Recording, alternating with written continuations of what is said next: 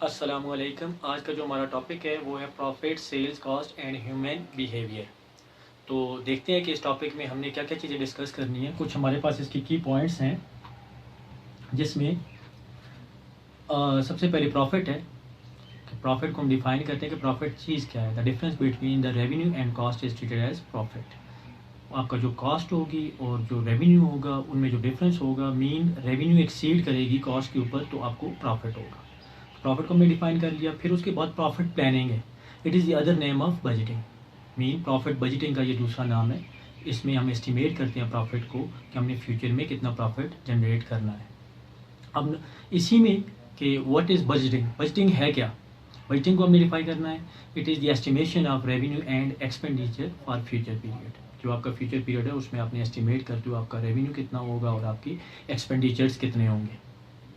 उसके बाद हमारे पास है प्रॉफिट प्लानिंग। क्या है profit planning? Is the estimation of profit after considering the following factors. जो हम प्रॉफिट को प्लान करते हैं उसमें कुछ हमारे पास फैक्टर्स हैं। वो फैक्टर्स कौन कौन से हैं? फर्स्ट इसमें है profit and cost resulting from given volume of sales. जो प्रॉफिट हो रहा है आपको, जो कास्ट आपने स्पेंड की है, जो आपको गिवन वॉल्यूम था प्रोडक्शन का, जो आपने यूनिट्स प्रोड्यूस किए हैं एक्चुअली, उसके ऊपर क्या रहा है उसको बेस बना सकते हैं। फिर उसके बाद कहता है sales volume required to recover the all consumed cost. Sales required, कितनी सेल्स हमें रिक्वायर्ड है कि हमारी सारी की सारी कास्ट को मीट कर ले। To produce a profit for the purpose of paying dividend, profit retain in the business for future. वो प्रॉफिट जो बिजनेस में रिटेन किया जाएगा फ्यूचर में, वो कैलकुलेट करते हैं। उसमें हमारे पास क्या एस्टिमेशन होंगी। फिर उसके बाद हमारे पास जो है डिविडेंड की सूरत में हम जो पे कर रहे हैं वो क्या होगा। फिर उसके बाद थर्ड जो है हमारे पास ब्रेक इवन पॉइंट है। मेन आपकी जो रेवेन्यू है that is equal to total cost. No profit no loss होगा इसमें, वो भी कैलकुलेट करना है, उसको भी बेस बनाना है। फिर उसके बाद कहता है sales volume that is presented operating capacity can be produce. आपके पास जो सेल्स वॉल्यूम है कि कितनी आपकी है, जो ऑपरेटिंग कैपेसिटी है आपकी कि कितनी आप प्रोडक्शन कर सकते हो, वो क्या रिप्रेजेंट कर रही है, आपकी सेल्स वॉल्यूम कितनी है उसके। फिर उसके बाद कहता है operating capacity required to attain the profit objective. आपको कितना कैपेसिटी रिक्वायर्ड होगी कि आप एक प्रोजेक्टेड प्रॉफिट जो उसको अचीव कर सको। फिर उसके बाद रिटर्न ऑन कैपिटल एम्प्लॉयड। जो कैपिटल एम्प्लॉयड है, मीन आपका जो प्रॉफिट होगा वो रिटर्न ऑन कैपिटल एम्प्लॉयड होता है। तो प्रॉफिट को आप डिवाइड करते हो रिटर्न ऑन कैपिटल एम्प्लॉयड के ऊपर, तो आपके पास रिटर्न ऑन कैपिटल एम्प्लॉयड आ जाता है। फिर उसके बाद हमारे पास इसमें हमने बजटिंग का ये टॉपिक है, तो इसमें हमें बजट्स बनाने हैं, बजट्स प्रेजेंट करने हैं। तो हमारे पास जो कंप्लीट पीरियाडिक बजट्स हैं उसमें सबसे पहला जो है sales estimates, mean sales budget है।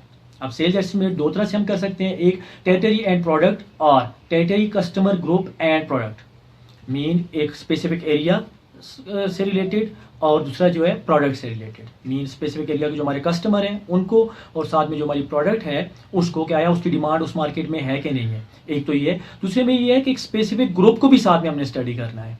वो ग्रुप जो हमारी प्रोडक्ट को यूज़ कर रहा है तो उसको भी हम माइंड में रख के सेल्स बजट बनाएंगे।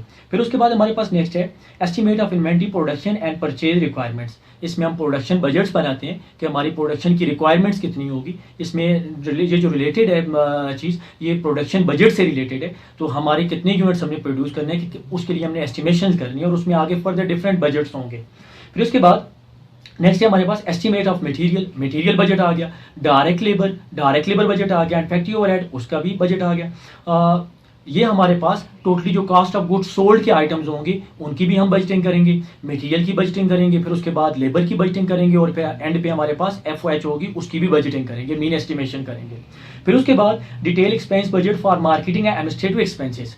जो हमारे इनकम स्टेटमेंट के आइटम्स हैं उनके लिए भी हम बजट बनाएंगे, जिसमें हमारे पास इनकम स्टेटमेंट के आइटम मार्केटिंग एक्सपेंस है और एडमिनिस्ट्रेटिव एक्सपेंसेस है, उनके लिए भी हम बजटिंग करेंगे।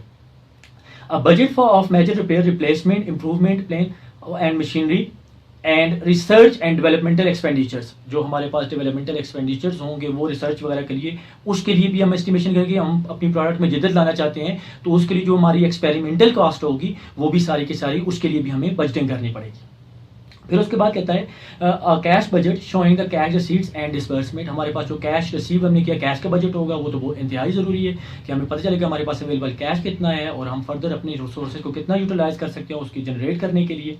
फिर उसके बाद कहता है फोरकास्ट इनकम स्टेटमेंट। एक प्रोजेक्टेड इनकम स्टेटमेंट हमने एस्टिमेट करना है, हमारी इनकम स्टेटमेंट का बजट बनाना है कि हमारी इनकम कितनी होनी चाहिए, प्रोजेक्टेड इनकम हमारी कितनी होगी। फिर उसके बाद कहता है A forecast balance sheet showing the estimation financial position of the company at the end of the budgeted period. And पे हम क्या करेंगे, एक प्रोजेक्टेड बैलेंस शीट बनाएंगे जो कि हमारे एस्टिमेटेड फिगर्स के ऊपर बेस कर रही होगी और वो रिप्रेजेंट कर रही है कंपनी की financial position at the end of the financial years.